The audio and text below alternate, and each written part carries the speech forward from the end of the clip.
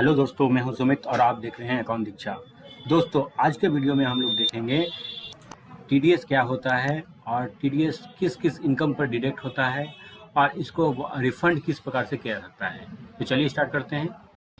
तो दोस्तों, जब भी हम कहीं से कुछ इनकम करते हैं या कमाई करते हैं तो हमारे पेमेंट से कुछ परसेंट काट कर कंपनी या उस संस्थान द्वारा सरकार को जमा कर दिया जाता है या इनकम टैक्स डिपार्टमेंट को जमा कर दिया जाता है। तो उसे टैक्स डिडक्टेड ऑफ सोर्स कहा जाता है या टीडीएस कहा जाता है।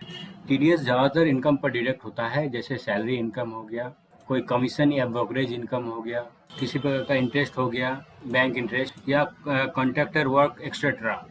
इन सारे पेमेंट के ऊपर कुछ परसेंट डिडक्ट करके या काट करके आपके एम्प्लॉयर या उस संस्थान द्वारा सरकार या इनकम टैक्स डिपार्टमेंट को जमा कर दिया जाता है, जो आपके पैन में शो करता है या टीडीएस सर्टिफिकेट में शो करता है, जिसको देखने के लिए आपको जाना होगा इनकम टैक्स पोर्टल में। तो चलिए चलते हैं इनकम टैक्स पोर्टल में। आप सबसे पहले इसके लिए अपना ब्राउज़र ओपन कीजिए, उसके बाद यूआरएल बार में डालिए incometax.gov.in। तो इस तरह का डैशबोर्ड ओपन होगा।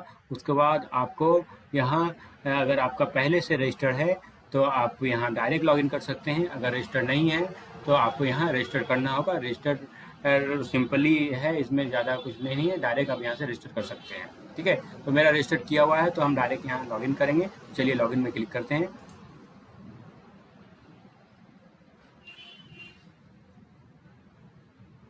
उसके बाद यहाँ आपको अपना पैन नंबर एंटर करना होगा।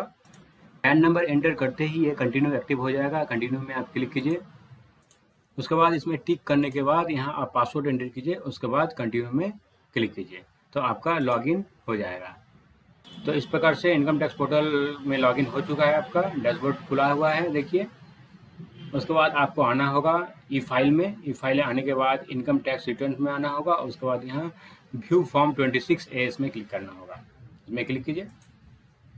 उसके बाद कंफर्म में क्लिक करना होगा।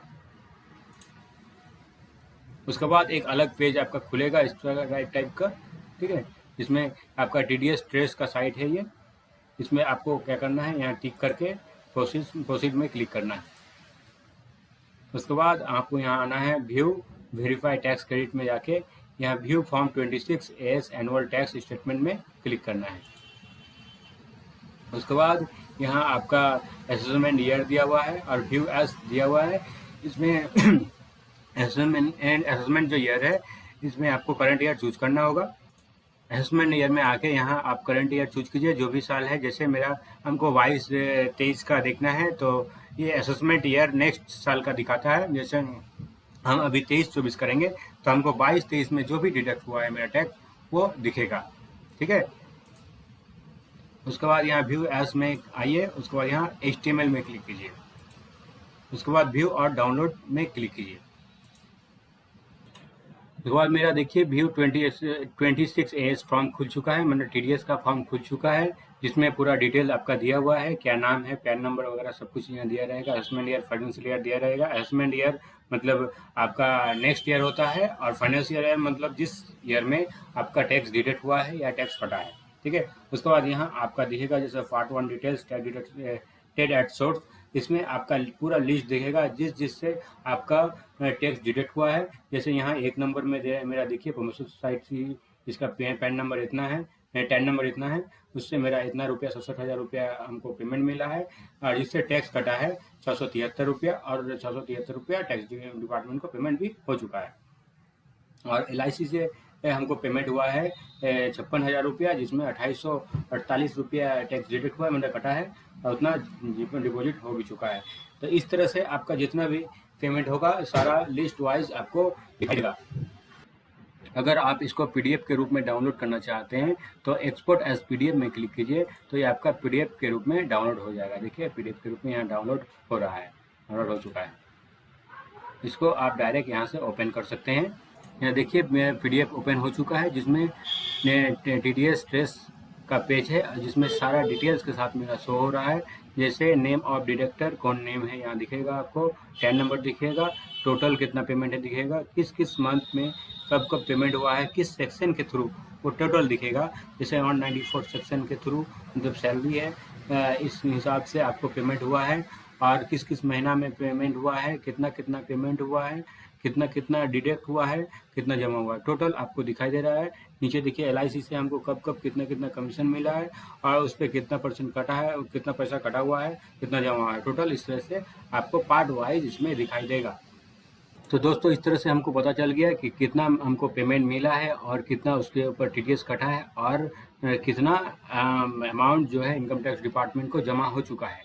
और जितना इनकम टैक्स डिपार्टमेंट को आपका कटा हुआ TDS जमा हुआ है वो सारा अगर अमाउंट आप रिफ़ंड करना चाहते हैं, रिफ़ंड लेना चाहते हैं, तो इसके लिए ITR इनकम टैक्स रिटर्न आपको दाखिल करना होगा, डालना होगा। ये भी ऑनलाइन है, ये प्रोसेस भी नॉर्मल है, सिंपल तरीके से आप खुद से भी डाल सकते हैं या आप किसी अकाउंटेंट या CA के द्वारा भी आप ITR डलवा सकते हैं। ITR डालने के बाद आपका जो भी टैक्स लायबिलिटी, अगर कुछ आपका टैक्स लायबिलिटी बनता है, टैक्स का दायित्व बनता है, तो टैक्स दायित्व आपको जो भी बनेगा वो आपको पेमेंट करना पड़ेगा या आपके TDS से वो काट लिया जाएगा, बाकी आपको पेमेंट कर दिया जाएगा आपके अकाउंट में। जैसे यहाँ मेरा देखिए 2 TDS कटा है, ये 2848 और 673, ये दोनों मिला के 3521 रुपया मेरा TDS कटा है। अब मेरा अगर ITR डालते समय मेरा अगर टैक्स लायबिलिटी मान लीजिए 2000 बनता है तो हमको 1521 रुपया रिफंड मिलेगा। लेकिन अगर मेरा टैक्स लायबिलिटी 5000 बनता है या 10,000 बनता है तो 3521 को उसमें काट लिया जाएगा, बाकी आपको जमा करना पड़ेगा। ठीक है, 10,000 अगर बनेगा तो बाकी आपको जमा करना पड़ेगा, या इससे ज़्यादा अगर बनेगा तो इससे ज़्यादा आपको जमा करना पड़ेगा। अगर 3521 से कम बनेगा तो आपको वो रिफ़ंड कर दिया अकाउंट में। ठीक है, और अगर आपका किसी भी तरह का टैक्स लायबिलिटी नहीं बनेगा तो टोटल जितना भी TDS आपका कटा है, जैसे मेरा 3521 कटा है, तो टोटल अमाउंट आपका अकाउंट में रिफ़ंड हो जाएगा जब आप इनकम टैक्स रिटर्न भरिएगा। उसके बाद उसके 1-2 महीना के अंदर में टोटल अमाउंट आपके अकाउंट में वापस हो जाएगा।